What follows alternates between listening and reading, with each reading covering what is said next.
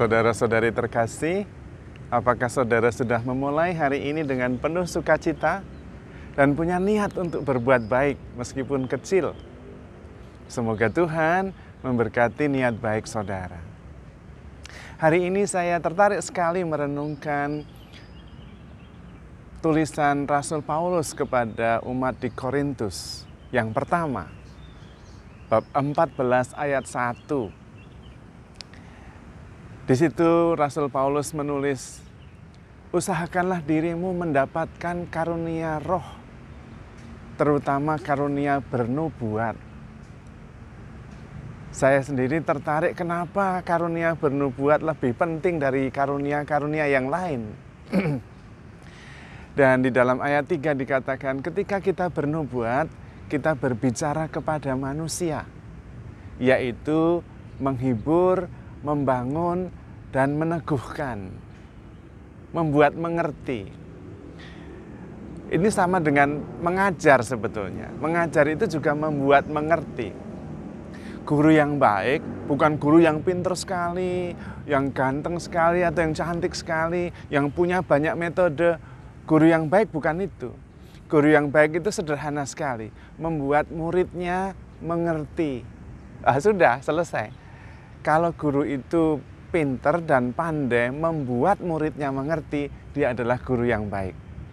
Bukan bahwa gurunya pinter sekali, punya ide cemerlang, pinter berbagai macam bahasa.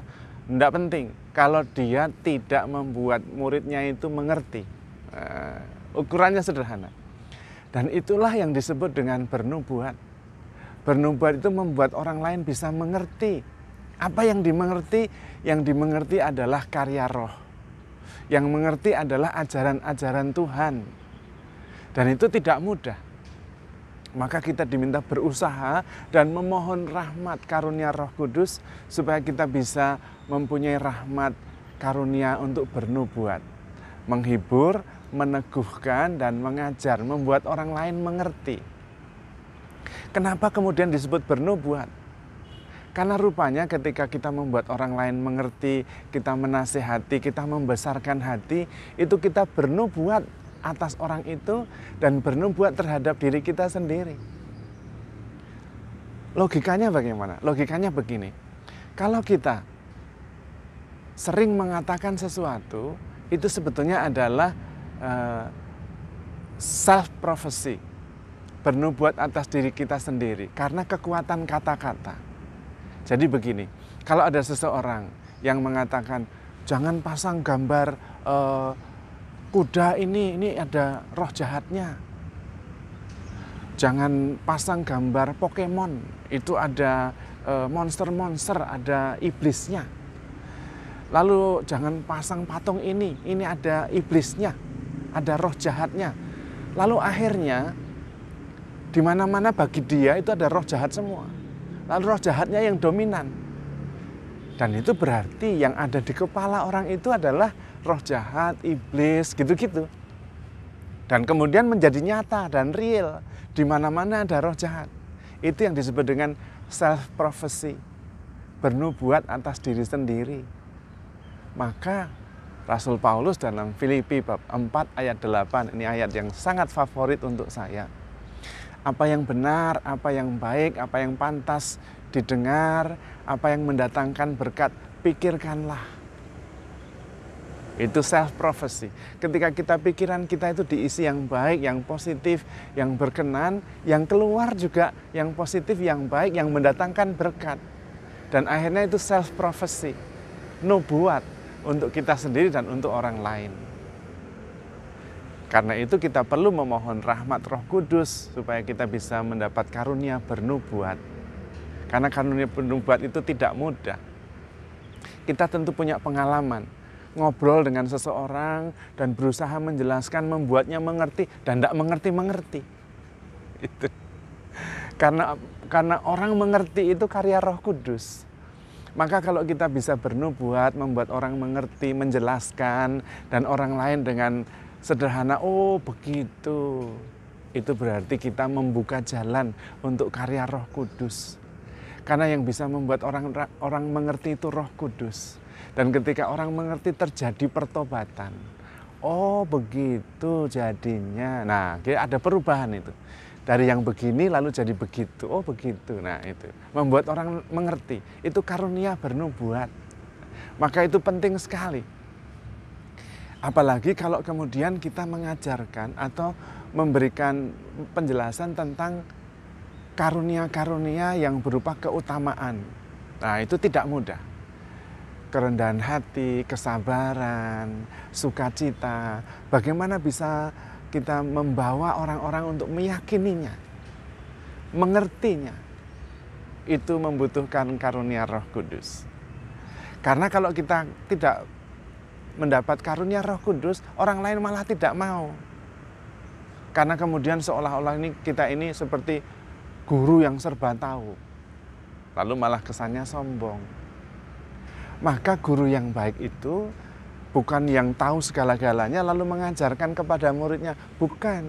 Guru yang baik adalah dia yang sudah pernah melalui prosesnya sendiri sampai dia mengerti, kemudian prosesnya itu dibagikan kepada orang lain. Sehingga itu merupakan sharing pengalaman, apa yang dia alami sendiri.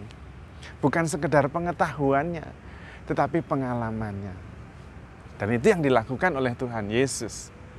Tuhan Yesus mengerti, karena itu dia mengajarkan, dia membagikannya kepada para muridnya, kepada kita semua. Maka memohon rahmat karunia Roh Kudus untuk bisa bernubuat itu penting sekali. Dan salah satu karunia bernubuat kadang-kadang tidak harus dengan banyak kata. Karena banyak kata-kata belum tentu membuat orang lain jadi mengerti. Sebel iya kadang-kadang. Maka ada nasihat orang bijak begini. Kalau kata-kata kita tidak lebih baik daripada diam, maka lebih baik diam.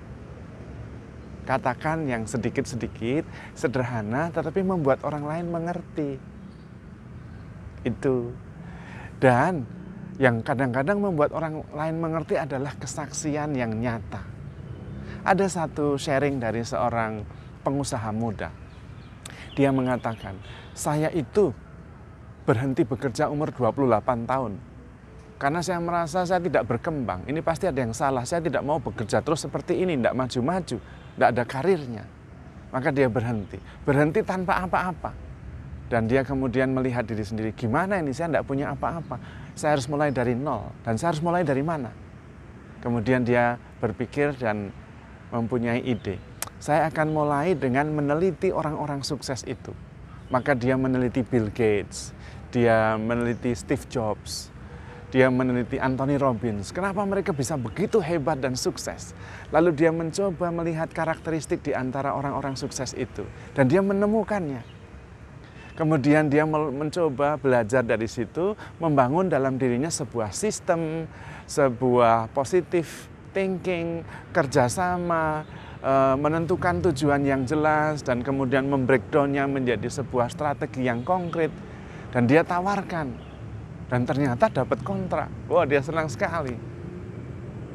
Artinya apa? Artinya pribadi-pribadi, tokoh-tokoh itu bisa menjadi panutan, bisa memberi inspirasi. Mungkin mereka diam saja, tetapi bisa memberi inspirasi. Bahkan bisa membuat orang lain mengerti jalur-jalur sukses. Karena dari pengalaman. Maka bernubuat juga tidak selalu dengan banyak kata. Tetapi dengan hal-hal yang sederhana-sederhana, bahkan dengan kesaksian. Walk the talk. Saya ingat sekali apa yang dialami dan diajarkan oleh Mahatma Gandhi. Ketika ada seorang ibu membawa anaknya yang masih kecil, dan anak ini mempunyai penyakit yang misterius, yang dokter hanya bisa tahu pokoknya dia bisa sembuh dan sehat kalau tidak makan nasi.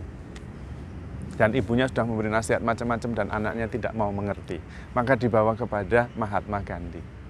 Dan Mahatma Gandhi ketika diminta nasihat, tolong Mahatma nasihati anak saya supaya jangan makan nasi. Karena kalau makan nasi dia tidak akan pernah sembuh dari sakitnya.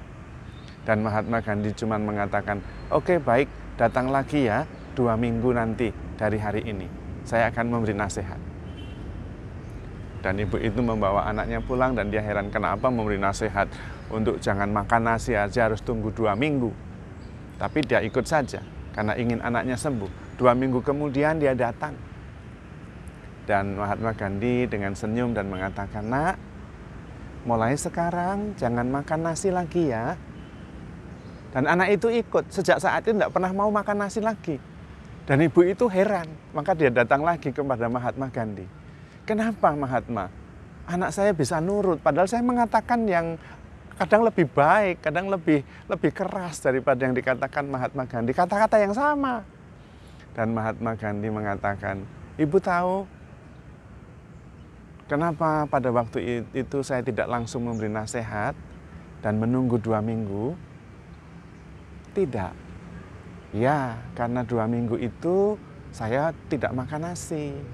Kalau saya makan nasi dan memberi nasihat kepada anak ibu supaya jangan makan nasi, ya itu sama saja saya memberi nasihat kepada anak-anak sambil merokok dan mengatakan, jangan merokok ya nak, merokok itu tidak baik. Anak tidak mau ikut. Karena itu saya berpuasa, 2 minggu tidak makan nasi. Dan karena itu ketika saya mengatakan jangan makan nasi ya nak, anak itu mengerti bahwa makan nasi itu tidak baik. Karena saya sudah mempraktekannya selama 2 minggu. Itulah nasihat, itulah nubuat, itulah cara membuat orang lain mengerti. Yaitu membagikan pengalamannya sendiri. Sehingga orang lain bisa mengerti. Karena itu apa yang baik, apa yang benar, dan apa yang kita pikirkan, mendatangkan rahmat itu yang kita pikirkan, itu yang kita lakukan, dan kemudian itu yang bisa kita berikan sebagai kesaksian. Kemudian kita bisa bernubuat untuk membangun iman, meneguhkan, menghibur, dan membuat orang lain mengerti. Mari kita mohon rahmat, karunia, bernubuat, karena menurut Santo Paulus itu adalah karunia yang terbaik yang bisa kita mohon dari Tuhan. Dan semoga kemudian dengan memikirkan yang baik, yang berkenan kepada Allah, membuat orang lain mengerti, kita berpikiran positif. Dan kalau kita sadar betapa powerfulnya pikiran kita, kita tidak akan lagi pernah berpikir negatif. Dan dengan memikirkan yang positif, memberi nasihat yang positif, bernubuat yang positif, membuat orang lain yang mengerti yang baik, karunia-karunia, keutamaan, itu adalah self-prophecy yang akhirnya juga akan terjadi kepada kita sendiri. Tuhan memberkati.